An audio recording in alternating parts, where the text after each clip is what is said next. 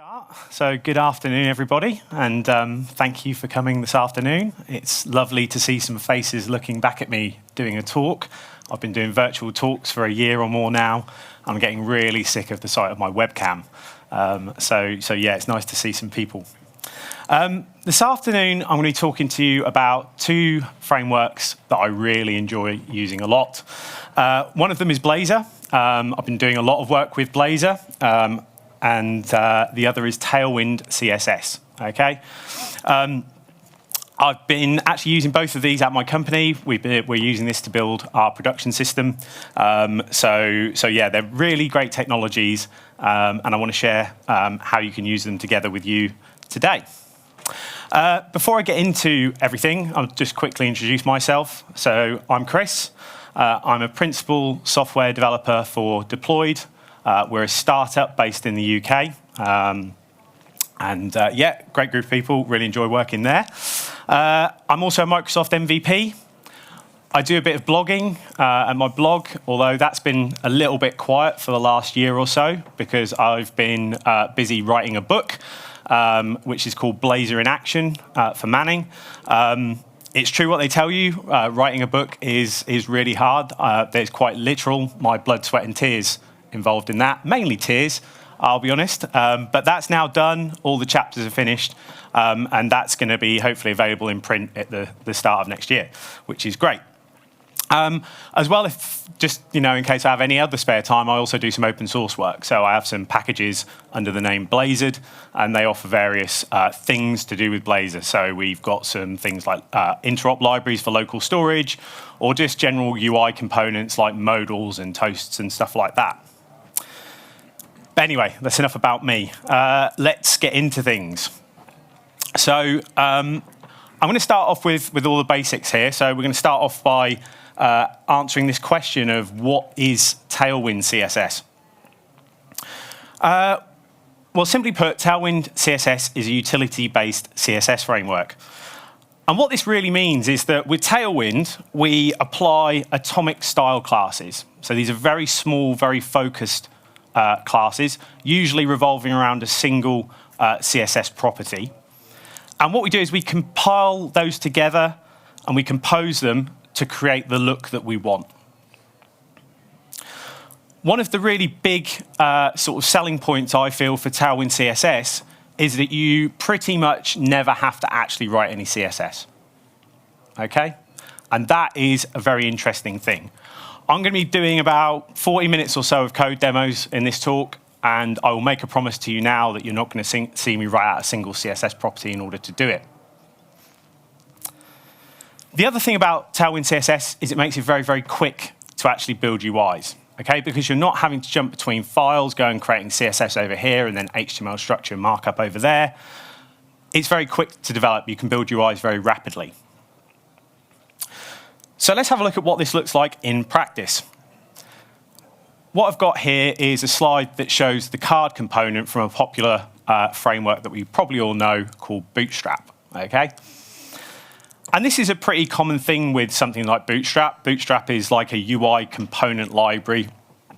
So what you tend to do is you put pre-built UI components into your app, and you do that by copying this set markup with these set CSS classes, and you get the look that you see there on the left-hand side of the slide. So if we were going to do something like this in Tailwind, there's not these kind of pre-made classes. We would build this ourselves using these utility classes. So let's have a look what that looks like. So in this slide, I'm keeping the markup the same, the actual HTML elements, but the classes are different. So if we just have a quick walk through those, hopefully these will start to make sense relatively quickly. So on that outer div, I'm specifying that I want to use flexbox. I want to use display flex. And I'm doing that by adding the flex class. I'm saying that I want the flex direction to be column by adding flex col. And this means that all of the child elements are going to get stacked vertically. If you have a look at that card component there, you can see there's a shadow. And I'm adding that by calling the shadow or adding the shadow large class. And then on the image, it's got slightly rounded top corners, so I get that by doing rounded T. I can also just do a rounded top right corner, a rounded top left, or whatever I want to do. That H40 defines the height of the image. Now, 40 itself doesn't actually represent a number. That doesn't directly mean 40 pixels or 40 rem or ems or whatever you happen to choose. That actually maps to a number in a design system, and that's configured separately. And this is another very powerful feature of Tailwind. We'll talk more about that in a second. That inner div has got a padding of 4 around it. That's what P4 is, and again, that maps to a number in the design system. Text gray 800. That refers to the color palette that's built into Tailwind. Tailwind comes with a good set of colors pre-built into it, and I'm just referencing one of the built-in ones there. Then you can see that card title, it's slightly bigger. It's a H5 tag there, so we've got text LG, large text. Font semi-bold, okay, so we've got heavier font weight. And MB2, margin bottom 2. And then that paragraph text is just sort of regular text, so that's just using the base sizing, so that's text-based. So hopefully you can see already that Tailwind, when you're using Tailwind CSS classes, it's quite easy to understand once you've learned the shortened names that Tailwind has, exactly what styles are being applied to what HTML elements. And you're not having to flip back and forth between 2 files to check this stuff out. So this can really add some efficiency benefits. Now, as I mentioned, Tailwind comes with a design system, and it's completely configurable, and it's very easy to configure. Okay, we configure this using a JavaScript object. It's got a built-in sizing scale, and this applies to all kinds of things related to size. So things like padding and margins and things like this, they all use this sizing scale. By default, it ships with a proportionate scale, so this makes life quite easy as the developer to kind of figure out sizing, because say you start off with a size of 4, but you want something a lot bigger, well, you go to 8, and 8 is double the size of 4, okay? It sort of makes sense when you're using it. But this is all configurable, and you can change this, and if you, say, are working somewhere with a design team, you can work with the designers to actually configure Tailwind to match your design system, okay? So that's, like I say, quite an easy thing to do. As I said, it's got a color palette built into it, and this is what that color palette, I've got the example here with purple. It ranges from 50 up to 900, with 900 being the darkest shade, 50 being the lightest. And Tailwind also has this concept of variants, which essentially match to pseudo classes in CSS, okay? So things like hover effects, or odd even row effects, or responsive sort of breakpoints and things like that. They all map to variants in Tailwind, okay? So really what you can think of with Tailwind is it's essentially like Lego blocks. That's the way I look at it, okay? We just put the various blocks together to compose the look and feel that we want. And if we don't like it at any point, we just discard a block and change it for something different. If you think about that card component I showed you, if I want that card title bit, that H5 that was in there, to be a different color, I just swap text gray 800 for text blue 500. And very quickly, I've changed the text color, okay? I don't have to go into a CSS file, find the right class, find the right property, add in the hex code, and what have you. So, at this point, people who are relatively new to Tailwind start to get concerned. Chris, isn't this Inline Styles? And as you're as old enough as I am to remember when these were used a lot, Inline Styles are known to be evil, and we shouldn't be using them. And this is a fair question, I think, at this point. So let's just quickly address the limitations of Inline Styles. So Inline Styles are essentially magic numbers or magic strings, however you want to look at it. What this means is if I've got an H1 tag on a page and I want to add a certain set of styles to it to make it big and bold and whatever, I can do that with Inline Styles on that one page, on that one element. But if I want it on another page, on another H1 tag, I have to essentially copy and paste that same set of Inline Styles. And I do that again and again for every page on my site. The problem is, if I want to change this, I've now got an issue, because I've now got to go back through every single page I have and manually change all of these Inline Styles. Okay, so that's not great. The other issue with, or another issue, I should say, with Inline Styles is that we can't do any of the more interesting things like hover effects. Okay, so if I want a nice effect when I mouse over a link, I can't do that with Inline Styles. They're just not physically they just can't physically support that. And finally, if you have any interest in responsive design, then with Inline Styles, you are well out of luck because they don't support that either. Okay, so we can build our websites, but we can't take any advantage of that and make it look good on mobile and tablet and desktop. So these are some pretty significant limitations that you have with Inline Styles. But none of this is the case with Tailwind because Tailwind is still using CSS classes. Okay, so we get all the benefits of CSS classes and what they can do. But like I said, they're just very, very focused, pretty much always on a single CSS property. So that's a bit about Tailwind. Let's start talking a bit about how we can bring Tailwind and Blazor together and how we would actually add Tailwind into a Blazor project. So there's a couple of options here that I'm going to talk about. The first one, we'll just skip through relatively quickly, and this is using Tailwind via CDN. So Tailwind offers a pre-built version of its library through their CDN. You can just add a link to it like this in your head tag, and you're off to the races. You can just start putting in those utility classes and styling your site. However, this is relatively limited. We can't customize anything. As I mentioned, Tailwind has this kind of rich design system that you can configure really easily, but because this is a pre-built file on a CDN, we can't actually manipulate that. Now, I will caveat this by saying that this is true of Tailwind in version v2. Okay, Tailwind v3, you are actually going to be able to customize this, doing some really interesting stuff. Again, it wouldn't be something you want to use in production, but at development time, you could configure this from the CDN, but it's not something that's possible right now. Tailwind comes as well with a set of sensible defaults. Okay, if all of the various defaults of Tailwind were turned on from the get-go, it generates like a 20 meg plus CSS file, okay, which is pretty massive, to the point where if you load that into a browser, it slows it down, dev tools get slow, it's not that great. So a lot of things are turned off by default, sensible defaults, okay? And this means that we can't turn them on again from the CDN because we don't have access to that configuration file. We also can't use third-party plugins, okay? Tailwind has a plugin model, and there's plenty of plugins available for it, both third-party and first-party plugins, in fact. But again, we can't access the configuration file, so we can't use them. And also, we can't remove unused styles. So one of the another good feature of Tailwind is the fact that it has this ability to purge all of the unused CSS from its final CSS file. Okay, and it does this by looking at all of the files that you use Tailwind classes in, and then only including those classes in the final outputted file. This means that Tailwind CSS files are usually very, very small, in the region of 10K. The CDN version isn't huge. It's like, I think 70 to 80K, I think, last time I checked. Okay, so it's not ginormously massive, but that is like 7 or 8 times bigger than you could get it if you built it locally. So compared to that, it is a bit bigger.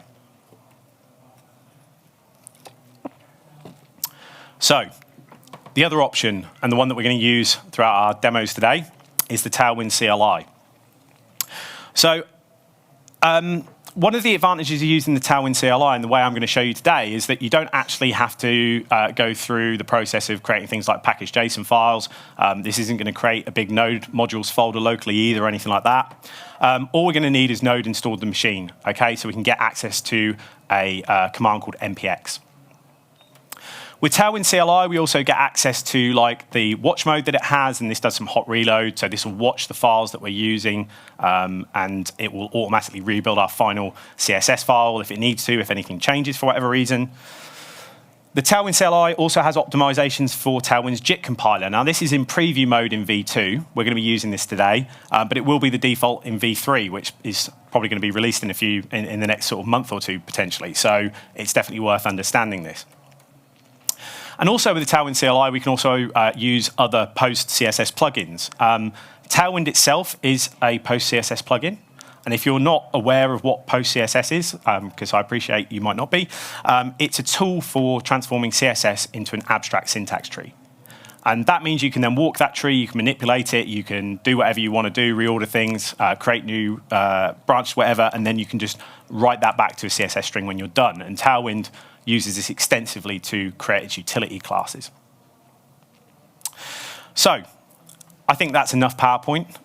Let's jump over to Visual Studio and let's start looking at what this looks like in action. So let me pop over to Visual Studio here. I have got a Blazor WebAssembly application here. Although it's not quite the default, okay? I think if anyone's been looking at Blazor stuff, you're probably getting bored of that default template with the purple gradient down the side, it's been lovely, but it's been around for quite a while.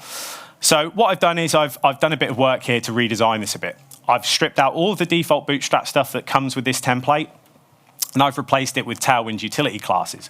But most importantly, I haven't actually integrated Tailwind into this, okay? Because we'll do this together so we can see what this looks like. So what I'm going to do is I'm going to start off by adding a new folder here. So I'm going to say add, I'm going to say new folder. I'm going to call this one styles, and then we're going to add a style sheet into that. So we'll go there. And where are we? Style sheet, and this will be called app CSS. Cool. So inside of there, I'm going to paste in these 3 lines of code. So these are Tailwind directives. And these 3 lines of code are going to grow a lot, all right, when we actually pass this through Tailwind CLI. But we'll have a look at that in a second. So that's the first thing that we need to do. The other thing that we need to do is to create a Tailwind configuration file. So again, I'm going to add a new item here. This is going to be a JavaScript file. And we're going to call it tailwind.config.js. There we go. And this is basically just a minimum configuration file for Tailwind, all right? I'm not customizing anything. I'm not going to try and do anything fancy like that here. This is just basically going to use the defaults for Tailwind. I'm not really going to go a lot into customizing this, to be honest. The docs cover that really well, so I don't think I can really add a huge amount there. But this is what we're going to need to get started. Cool. So we've got that. I'm now going to jump over to my command line, and I'm going to run this command, npx Tailwind CSS, and then I'm going to pass in that app CSS that we just created, okay? That's going to be our input or our source CSS file.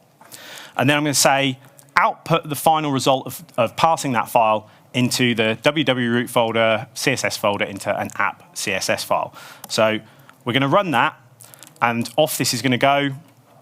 It's going to, npx is sort of a bit different to npm in that this isn't actually going to install anything locally. It just sort of caches what it needs, executes the command, and then tidies up after itself, which is quite nice.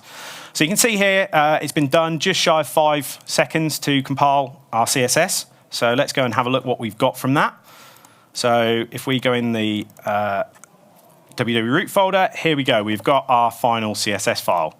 So, woo. There is some CSS in here, isn't there? What have we got? That's still not at the bottom.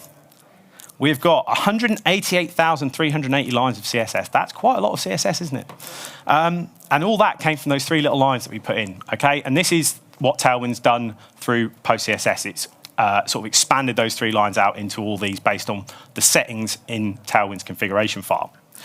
If we go and have a look what this looks like on disk, yeah, that's also a pretty hefty CSS file we've got there. About 4 meg, just shy of 4 meg. Yeah, that's quite large. So this is one way that we could do it, all right? But like I said, Tailwind's shipping with this new JIT compiler. And the JIT compiler is a bit different. Instead of kind of creating all of these classes up front and then we might only use a subset of them, with the JIT compiler, it can just monitor our files and only use or put in the CSS classes that we're actually using in our app. And it will do this on the fly for us. So we never end up with this huge file. We end up with something much, much smaller. So how do we configure the JIT compiler? So let's just update the Tailwind configuration file here. So first of all, I'm going to tell Tailwind that I want it to use the JIT mode, okay, by saying mode is JIT. And then when I'm using JIT mode, I have to specify the files where Tailwind can find my usage of these utility classes. So I've got basically pointing it there at the index.html, which is the host page for this Blazor app. And then I'm also saying any file that ends in .razor, okay? Go and look in there. That's where you'll find all of the utility classes. So we've done that. Let's go back to our command line. So I'm going to run that same command as I did before, but this time as well, I'm going to put in this other switch, --watch. And this is just going to put the Tailwind CLI in watch mode. So every time we make a change, it's going to rebuild that final CSS file for us. So let's let that run. Wow, that was a lot quicker, wasn't it? It built the CSS this time in 102 milliseconds. Much, much quicker. So let's have a look what we've got now. So this is the outputted CSS file, and we're now at 964 lines. So this feels a little bit more reasonable, doesn't it? And if we have a look on disk, yeah, okay, this is looking a lot better. We're at 16K now. Okay, because what it's done is it's scanned all the files in my application, and it's only put the ones I'm using into this final CSS file. And this means that really when I'm sort of doing my development work like this, I'm also working with a file much closer to what it would be in the production system. And I think it's always a good idea to work as close to production on your development machine as you can, really. Cool. So let's actually run this up and see what this looks like. So before I do that, I just need to add a link into the host page here for that CSS file I've created. And then let's spin this up and actually see what this looks like, and you can all judge my very not great design skills. There we go. So I'll just give that a little zoom. So this is kind of my reimagining of the default Blazor template, okay? So like I said, I've already put a load of Tailwind styles in order to do this, because watching me type loads of utility classes is not overly exciting. But what I thought I would do, so you can get a bit of a feel what it's like to actually work with Tailwind, is to show you a couple of things that I always find quite tricky to do with CSS. They're always things that I end up having to Google. I can never quite remember the syntax and all that. One of them is a gradient background. That's always a bit of a tricky one. And the other one is sort of applying sort of 2D, 3D effects to elements, all right? So that panel on the right-hand side there, all right, that would be really good if we could have a nice, bold gradient background on it, okay, just to make it pop off the page a bit. So how do we do that with Tailwind? Well, what I'm going to do is I'm going to open up the index page. This chunk of markup here is what that panel is. So on the outer one, I'm just going to pop in 3 utility classes, okay? So it's these 3 classes here. So BG gradient to BR. So this is going to say a background gradient from top left to bottom right. And then I'm going to say I want it to go from green 400 to blue 500.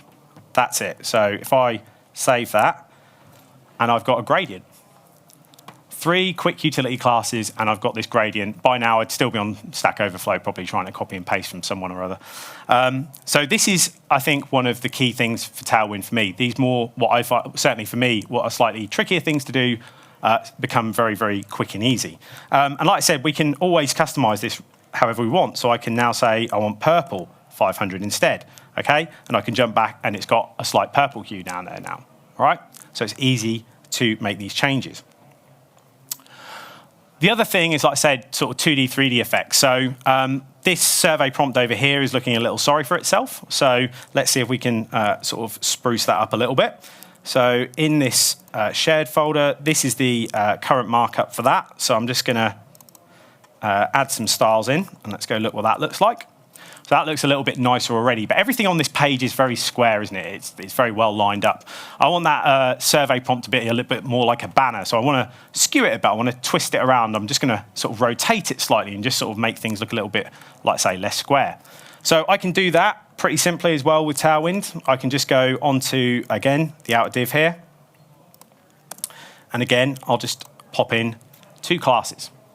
So I'm going to say I want to transform this element by using the transform class. And then I'm going to say I just want to rotate it by 3.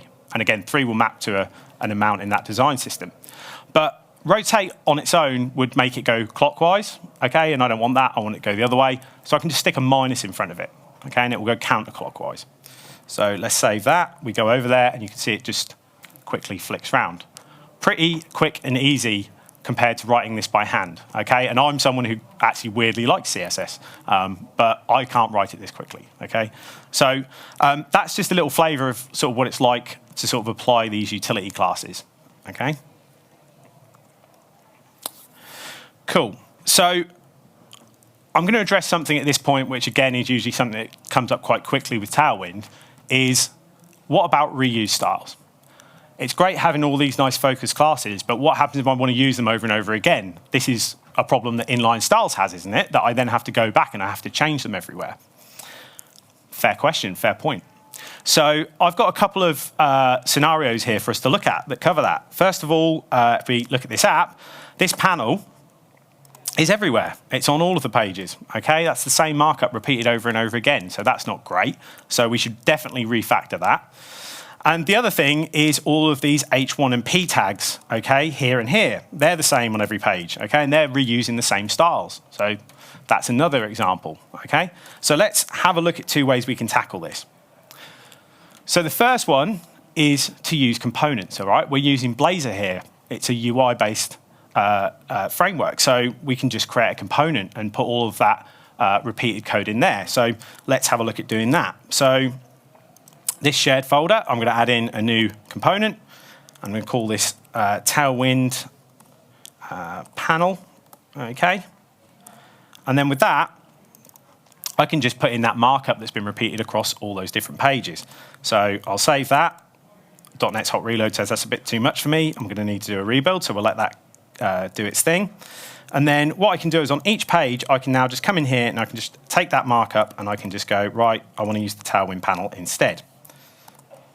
So I'll take that. We'll go over to the counter page and we can replace it on there as well. And we'll do the same thing on the fetch data page and we'll get rid of that, okay? So if we save that and we go back to our app, everything is still exactly the same, which it should be, except now all of that repeated code is in a single component, okay? So I can come back over here, I can go in my panel, and I can say, right, we had purple before, didn't we? So we'll go back to a purple gradient, and now you can see I've got a purple gradient, and it's on every page, all right?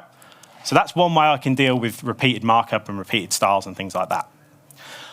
This other way, though, is something that is Tailwind specific, and funnily enough, a lot of people I've seen who use Tailwind aren't aware that you can do this, and I think this is an incredibly cool feature. So I like to use this feature mainly when I'm going to have repeated styles on sort of regular HTML elements, like H1 tags or P tags, or anchor tags as well is another great example.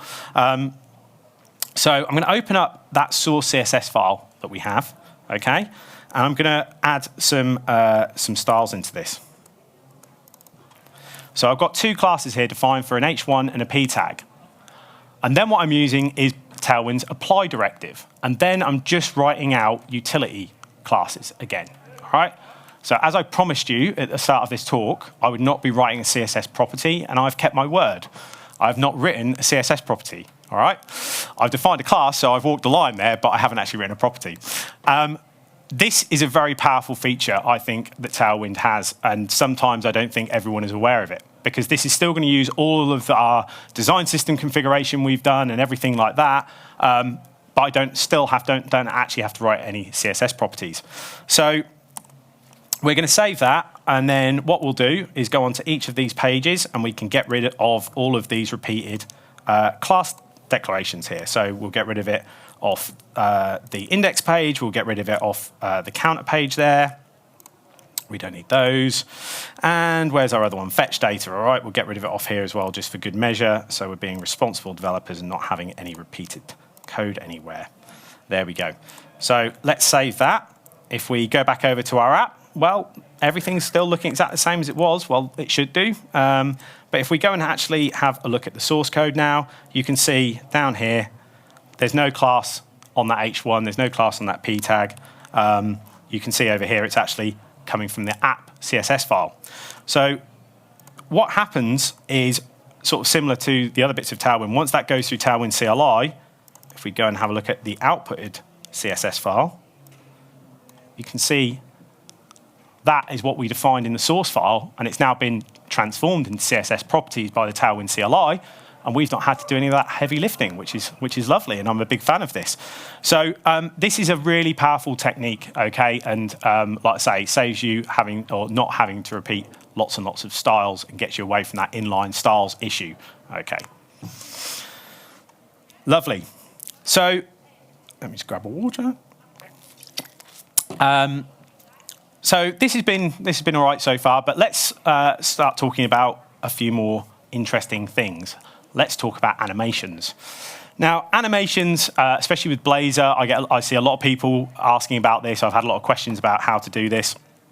And generally, they can be a bit tricky, usually involve having to do some JavaScript and things like that.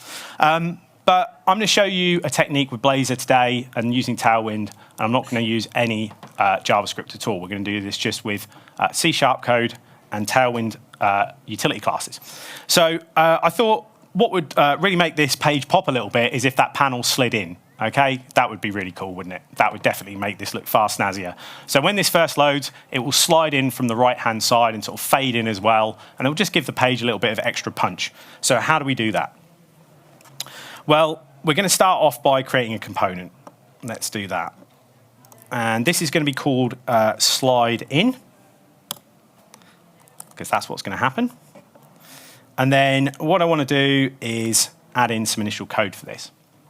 So this is going to be basically a component that wraps other markup and is going to animate that markup. So we need to capture any code between the start and end tags of this particular component, and we need to put it somewhere, okay, so that we can animate it. So we're going to do that by defining a parameter, and that's going to have a type of render fragment. And then we're using this special convention in Blazor where we call it child content. And that basically means anything between the start and end tags of this component capture into this property. We can then push, we can output the value in that property wherever we want, and the markup contained there, okay? And we're doing that up here, okay, using this razor syntax. And that's inside of this div, and this div is the thing we're gonna animate, and then because everything else is in it, that's gonna get animated as well. So we're gonna add some initial styles in here. So the key ones are the three in the middle. Transition duration, 500, okay? That means that any CSS property value we change, we want it to change over a period of time, and that duration is 500 milliseconds. And then we've got transformers well on there. So we used this earlier to rotate that element, okay? And we're going to use it to actually move this element on the x-axis, okay? So horizontally, and we're going to push it off the side of the page initially, and that's why that's on there. We've also got another bit of Blazor code, razor code in here, okay? We're outputting the value of this animation styles field, okay? And we're going to actually use that to dynamically change the styles. So we do need some default styles in here. So let's pop them in next. So we're going to say here that initially when this component renders, we're going to translate it X, or we're going to apply the class translate X full. What this means is move that particular element 100% of its width to the right. And this is going to push it off the page because it's on the right-hand side. And we're also saying initially set the opacity to 0 by adding the opacity 0 class. So that's what's going to happen when we first load the page. It's going to be off to the side and invisible. So let's go a bit further into this. So we've got a timer in here, okay? So this timer is going to have a duration of 300 milliseconds. And it's not going to repeat. I've got auto reset to false. We don't want this kind of coming in and out constantly. That would be really annoying. So we don't want that happening. But when it does elapse, we want to call this handler trigger animation. So let's add that in.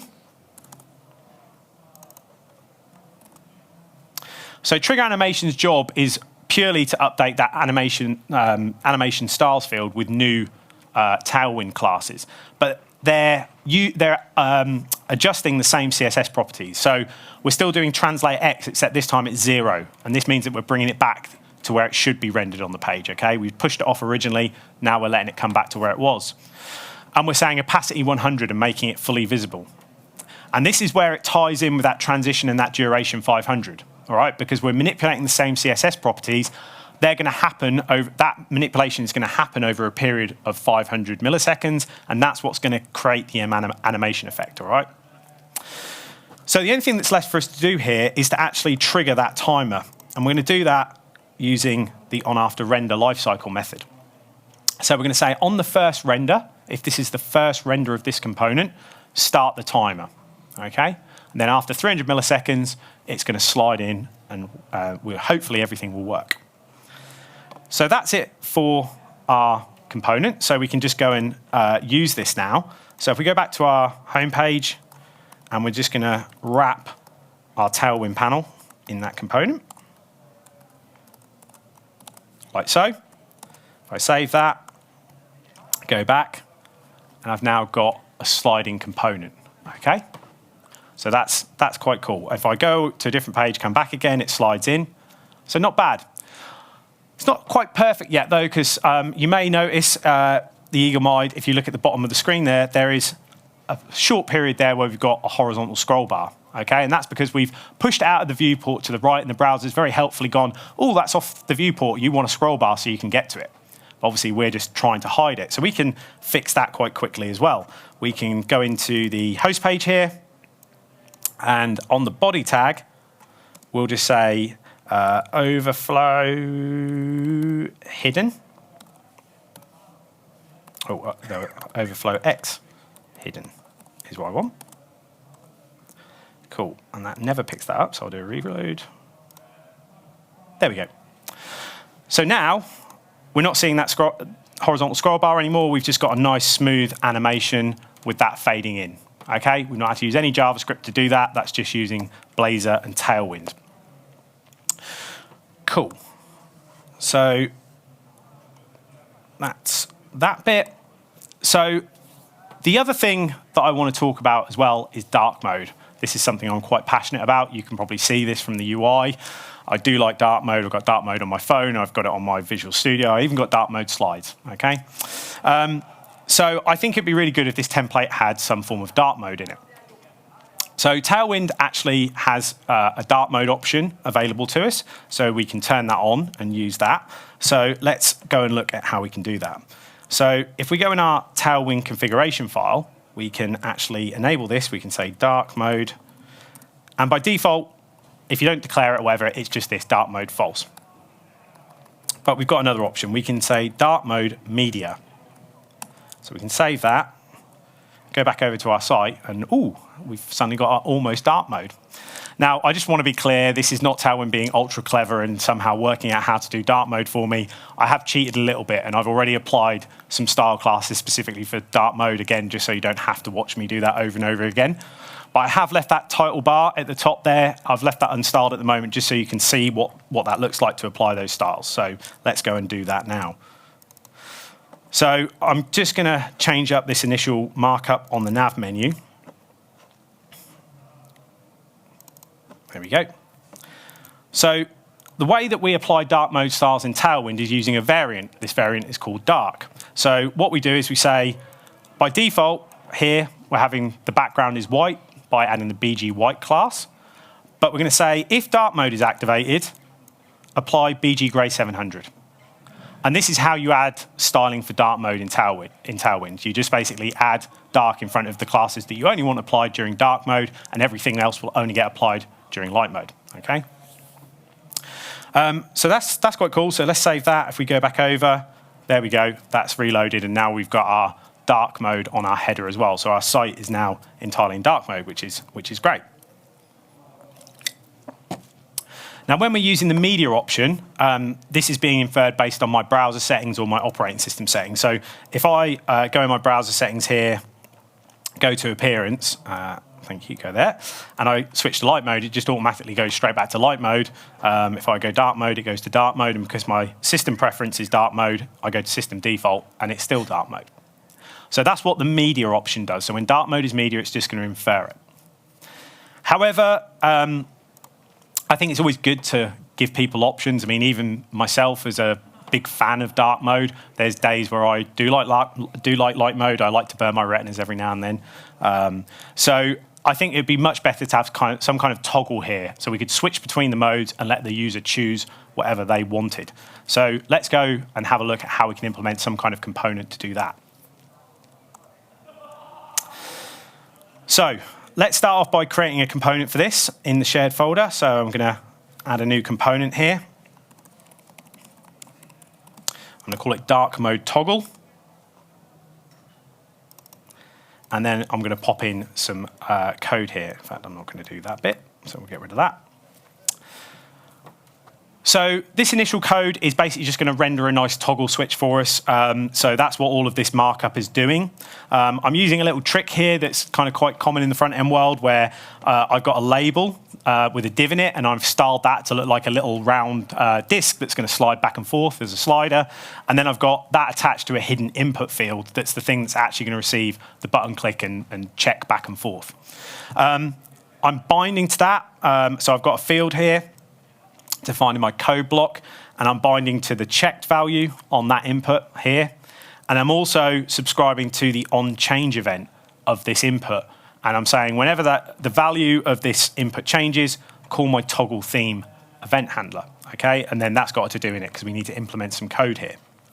So before we go any further, let's actually have a look what this looks like. So we'll let that build, and we'll just add that into our header here. So we'll say dark mode toggle like so, save that. Come back over, and this is what our toggle looks like, okay? So when we're in dark mode, it's gonna be highlighted on the dark side, and then we'll click on it, and it will slide over and go over to the light side. However, right now it's not doing a lot because we've obviously got a bit more code that we need to implement. So let's have a look at that.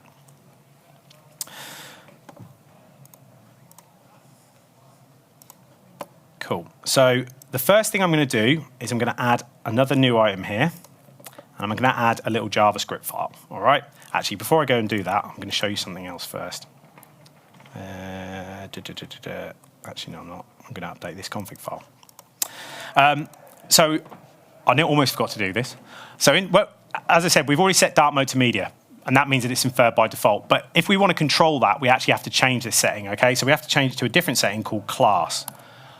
When we change it to class, that means that Tailwind is going to look for a class called dark somewhere in the DOM tree, and it's basically any children elements are then going to have their dark variants applied.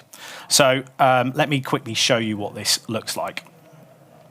If I open up the browser tools here, and if we go to this HTML element at the top and say dark and add that, now it goes into dark mode, okay? So that's where that class needs to be for us. And when we remove that class, it goes back to light mode. So this is what our component's going to need to do. And this is something that we are going to need to use a bit of JavaScript for, okay, because we can't actually get to that tag in Blazor directly. So let's go and add that JavaScript file now. And there we go. And I'm going to call it dark mode toggle.razor.js. So that's going to nest it there under the component that's going to use it. This is using a new feature that's part of .NET 6, and this is called co-located JavaScript, okay?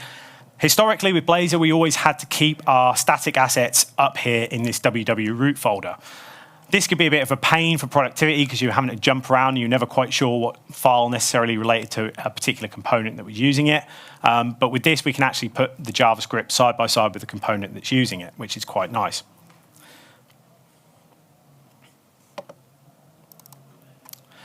In terms of the actual JavaScript we use, it's pretty simplistic, okay? So I'm defining a JavaScript module here. I've got a function, and I'm exporting that function.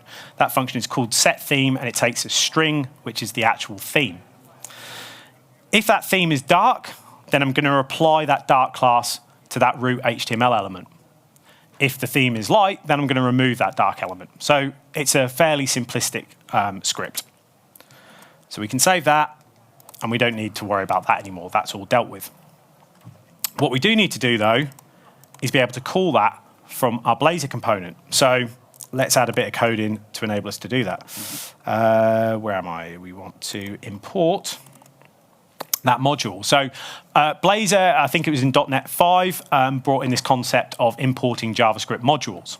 So this is quite a nice feature because it means that if you never hit a component in a Blazor app that uses that bit of JavaScript, it will never actually get downloaded to the client, so that can save you a bit of size potentially. To capture a reference to a JavaScript module, we use the IJS object reference type. Okay, so I've got a field here that's defined using that type. And then in the onAfterRender lifecycle method, I'm calling into the JavaScript APIs that Blazor exposes, okay, and I'm injecting that at the top here, the IJS runtime. And then I'm saying my return type is going to be an IJS object reference, and then I'm using the import keyword. This is a special keyword in this when we're using JavaScript modules. And then the second argument there is actually the root to that particular JavaScript module, okay? So I've now got that captured over here in this theme module field. So now we've got that, we can update this toggle method, okay, with some actual code. So let's add this in. So remember, this is going to get called every single time that input check value changes. So we're going to capture whatever the current value of that is in that dark mode field. So if it's true, then dark mode is true, otherwise it's false. And we say if dark mode is true, then call into our module, call our setTheme function, and pass in dark as the theme. Otherwise, pass in light. Okay, so that's what that's doing. So if I save that, and if we go back over to our application, hopefully now we've got a working toggle between light and dark mode. And if you look as well, that you're getting a little animation there where that slides back and forth between the two. Let's just quickly have a look at that as well, up here in the markup. This is using a similar technique to what we used before.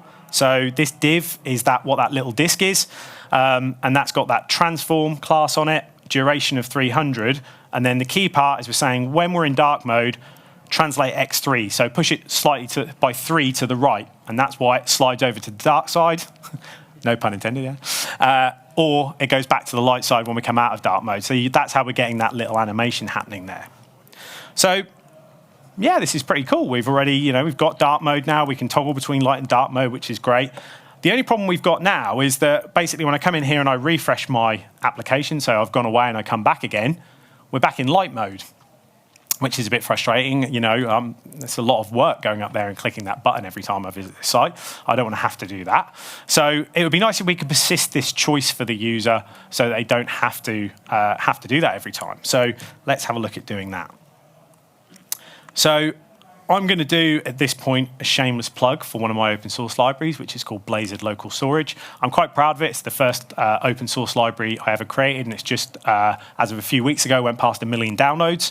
So I'm feeling pretty proud about that, and big thank you to everybody who's ever used it or contributed. So yeah. But what it's for is for interoperating with the browser's local storage APIs, but using C# code, okay? So what we can do is we can inject this iLocal storage service into any component, and then we can access local storage in whatever way we see fit. So in this case, we're gonna update this if statement. So every time we set the theme, we're also gonna persist that choice into local storage for the user. So let's add that in. So that's what this looks like. On the local storage service, we've got access to various different methods. In this case, we're calling this set item as string. The first argument there is the key in local storage. We're going to call that theme. And then the second argument is the value, which in this case is going to be dark. Okay, and that's if we're in dark mode. If the user is choosing light mode, then obviously we're going to set the value of the theme key to light instead. So we've done that. Let's let that rebuild, and we'll go over to our app. So this is looking pretty much the same as it did before. I can toggle it to dark mode, same as I did before, which is good. And hopefully now, if I reload, it's not worked. So that's annoying. Why has that not worked? Well, it's because we've kind of done it half and half. If we go in here, we can actually see in the local storage, we've actually done the initial piece of work. We've got that theme key in there, and we've got the value set as dark, which is great. The only problem is we haven't actually read it out when we first loaded up the component, okay? So when the app reloads, it's still not being able to get that. So we need to read that value out. So we'll do that in this onAfterRender method. We can do it after we load this theme module. So let's add the code in for that.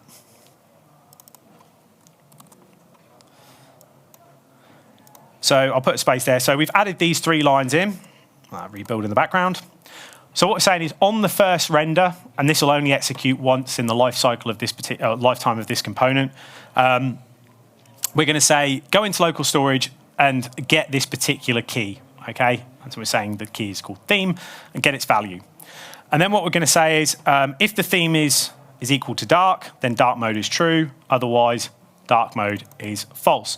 And then regardless of whatever one we're picking, we're then going to call into our JavaScript module. I'm going to call that set theme function to set the theme to whatever the user's choice was. So if we go back over to our app this time, and you can see I can still toggle, but if all goes well, we refresh, and now it's remembered our choice, and we've got our dark mode remembered. Okay. So yeah. So that's cool. So we've now got a nice dark mode system set up. The user can toggle between whichever one they choose, and it's also going to remember their settings between visits, which is great.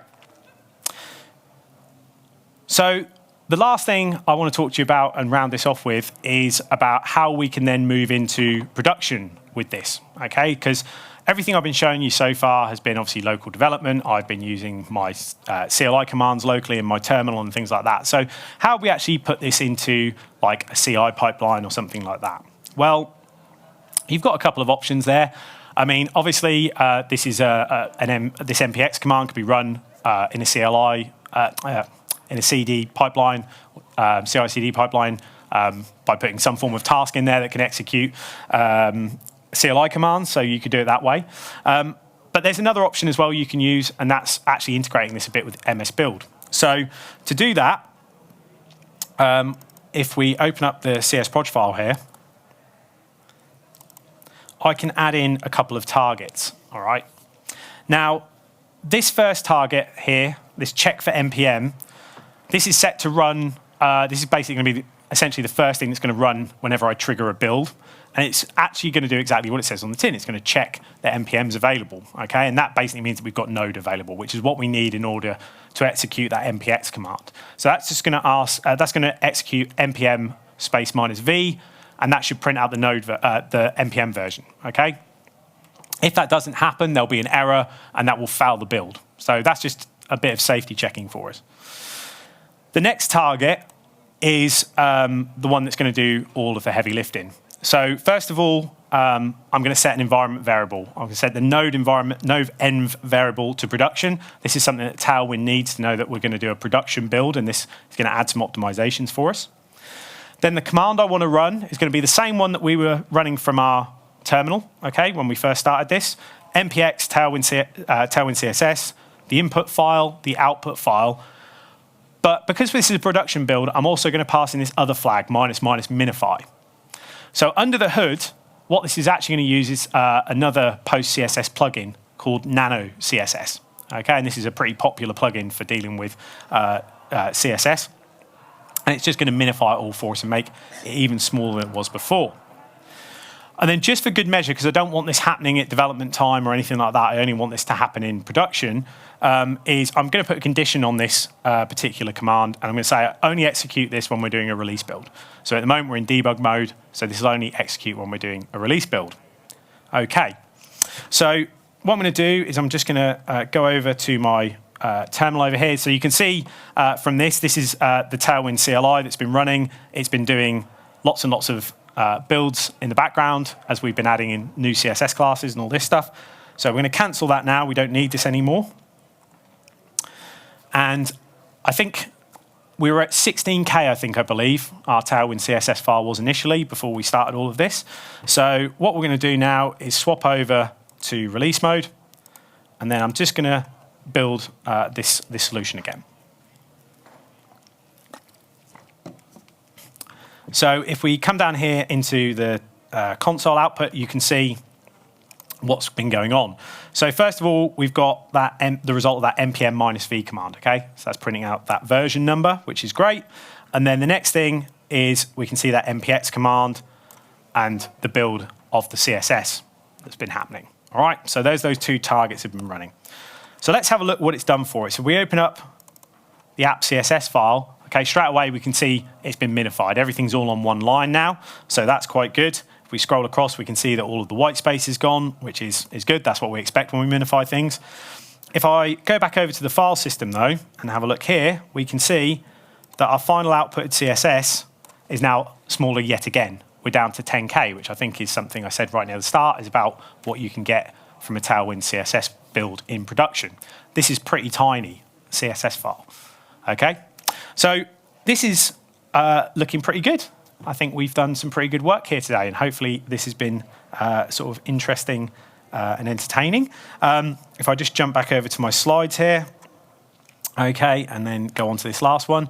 I just want to say thank you very much for coming and watching. All of the demo code and the slides are available at that URL that's in the middle there. And of course, if you would like to buy a copy of my book for any reason, you know, I'm not pushing you to, but you know, you all look like wonderful people who would like to do that, of course. You can get 35% off with that discount code that's down in the bottom corner there. And that's it. I hope you've enjoyed it. There's things at the side to rate this on your way out, and it would be very much appreciated if you could. But otherwise, thank you very much for coming, and enjoy the rest of the afternoon.